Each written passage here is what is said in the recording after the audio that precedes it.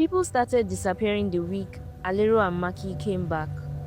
In the quiet village of northern Sali, where red dust clung to every footstep and the night swallowed sound, there lived two sisters who everyone said were cursed from birth, Alero and Maki. They were born 1 year apart to a sickly woman and a father who disappeared before Maki could walk.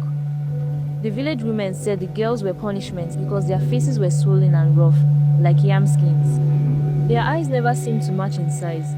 Alero had teeth that stuck out even after her teenage years, and Maki's skin had dark, raised boils that never went away. Children ran when they came near. Grown men laughed openly. Even the elders, who were supposed to show mercy, would mutter things like, "God creates, but sometimes he forgets to finish." Their mother died when they were still teenagers. Nobody helped bury her. Alero and Maki dug the grave themselves behind the cracked mud house they had grown up in. After that, they were completely alone. They survived on leftovers and menial jobs, carrying water for people too lazy to fetch it themselves, cleaning chicken droppings from the churchyard, selling weak herbs at the market that people barely bought. But even as people avoided them, they watched them, especially the women. Jealousy doesn't always come from beauty. Sometimes it comes from fear. People noticed something strange.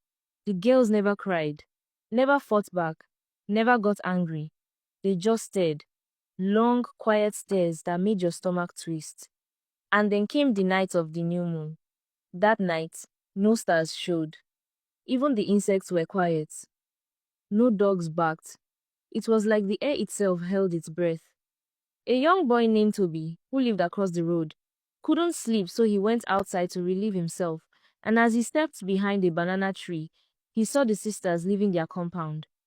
They were barefoot, no lantern or torchlight, just walking into the bush. But the bush they entered wasn't ordinary. It was the old bush, the one elders warned about, the one where people said witches danced and voices whispered from the ground. Even goats didn't go near it. Toby ran inside and hid under his bed. He told no one. At sunrise, the sisters returned, and something about them had changed. They were still ugly, but it was different.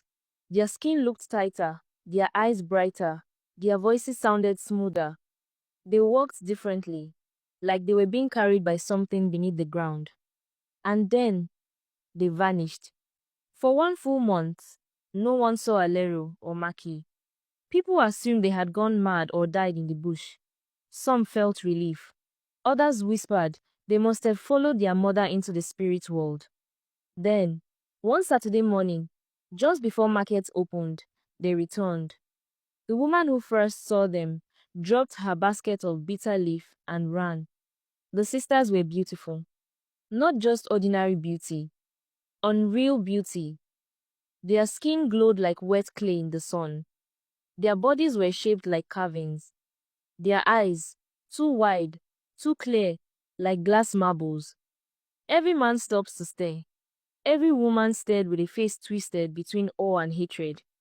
The chief's son, who once spat at Maki's feet, nearly fainted trying to talk to her. But none of that was the strange part.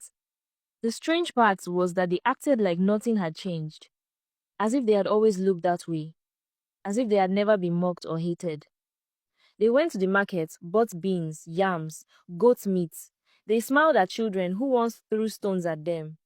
Nobody asked questions, not even the priest. Because that same night, when the sisters walked past the shrine near the edge of the bush, the carved idol sitting on the shrine's bench, an idol that hadn't moved in over 40 years, turned its head to watch them pass.